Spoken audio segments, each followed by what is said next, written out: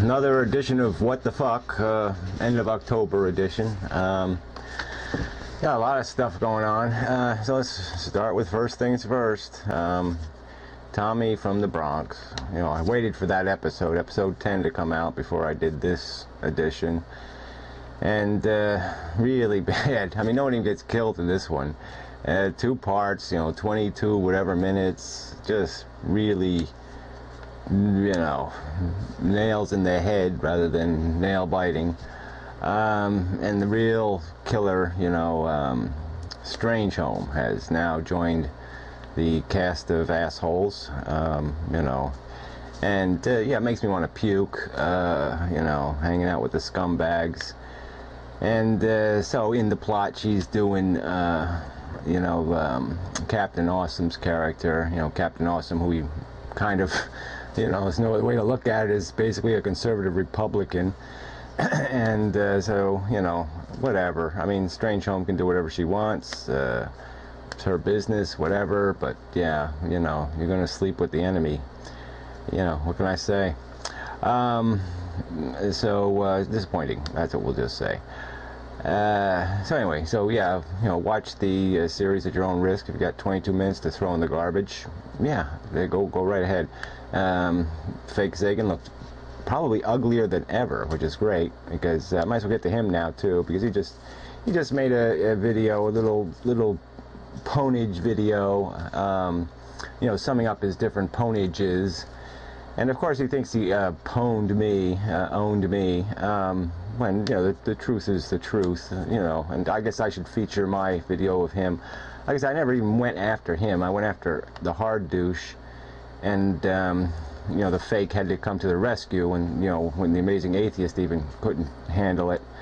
And so anyway, it's you know, but anyway, so to get to the point, he's again using the, you know, I'm mentally ill, patronizing crap, calling me, you know, the crazy guy, and say, well, I'll stoop low, but, you know, I can't stoop so low to you know, yeah. So that's his excuse. That's his excuse for being incapable of making a logical or convincing argument in defense of his bullshit, is to, you know, like I said, I mean, you know, it's just patronizing, and that's okay.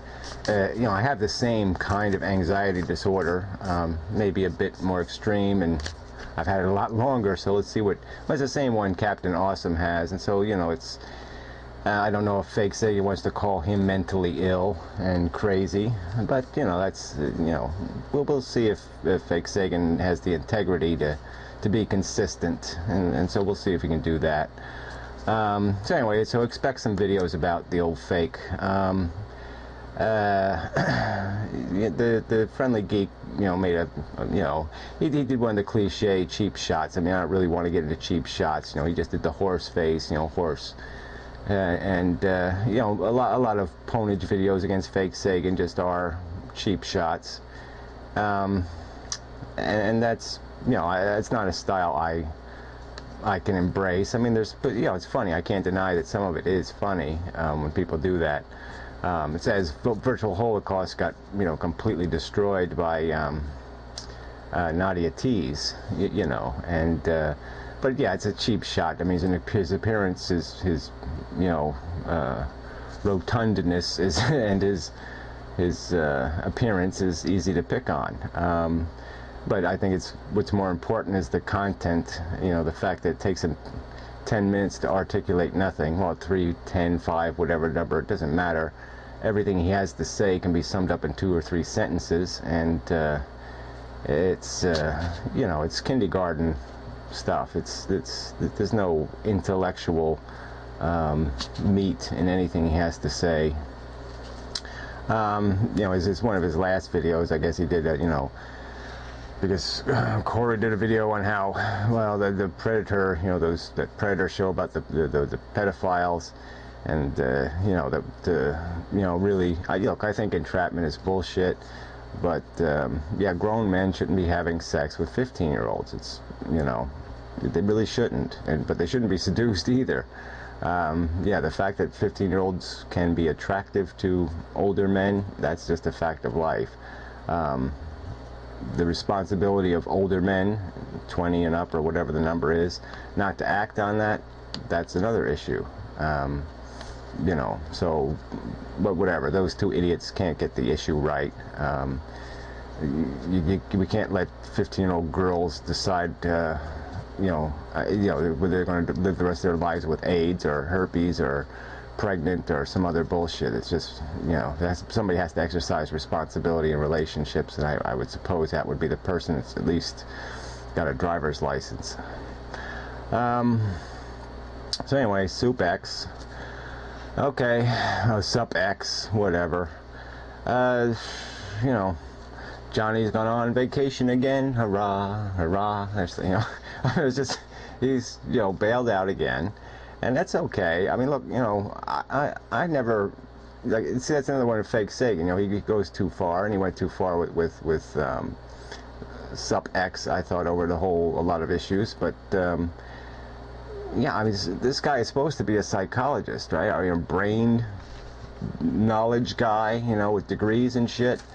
And he seems pretty psychologically out of control. I mean, let's analyze just the simple stuff. You know, you know, the first video where he bailed out, you know, he really should have got himself under emotional control before making that video.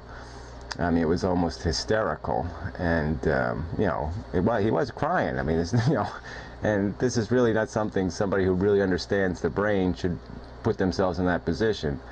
And then, you know, to come back just 2 weeks later, and blah blah blah, and he's all confident and arrogant and blah blah, and all ready to attack, and now 2 weeks pass or whatever, and yeah, I can't, too much time, I'm too addicted, and all that. Yeah, those are all problems we all have here. You know, this does suck you in a bit, but it's, you know, you really are awful dramatic. I mean, it's just, you know, I mean, geez, you're a psychologist. You really shouldn't be this owned by your emotions, or whatever. You're a brain scientist. I don't even know what you are.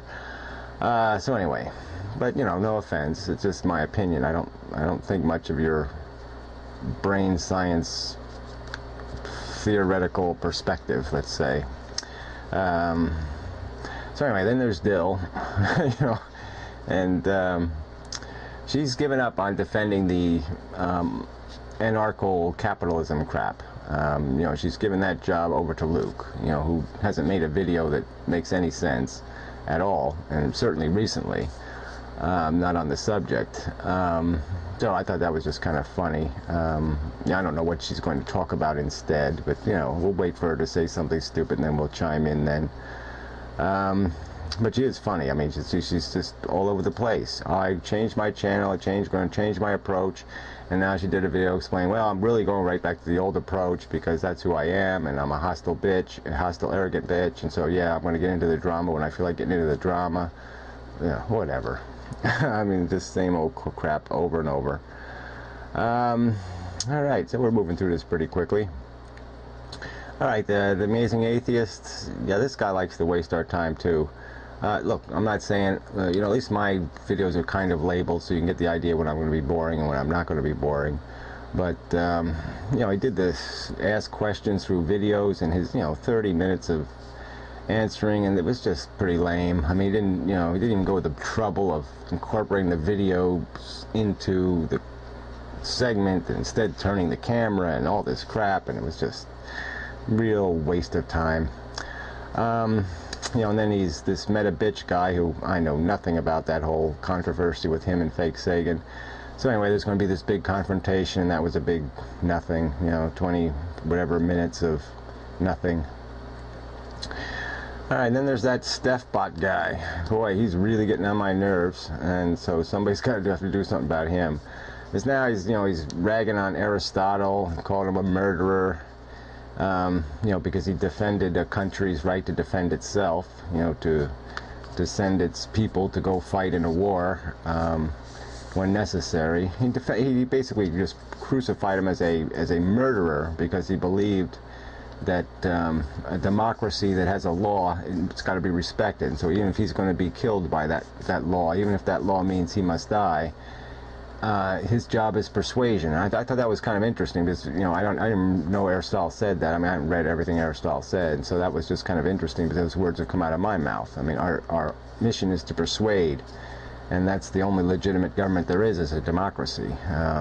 Really, I mean, you can't, dictatorship just can't work. There's just no way to create a protection against the dictatorship going all wrong. You know, not having a benevolent dictatorship. And so I'm almost out of time, which is probably appropriate. So I probably missed some good stuff here, but yeah, well, let's just go, you know, virtual Holocaust. First it was shit bees, and now he's talking about shit cake. I mean, it's just, everything is just shit now. It's just, ugh.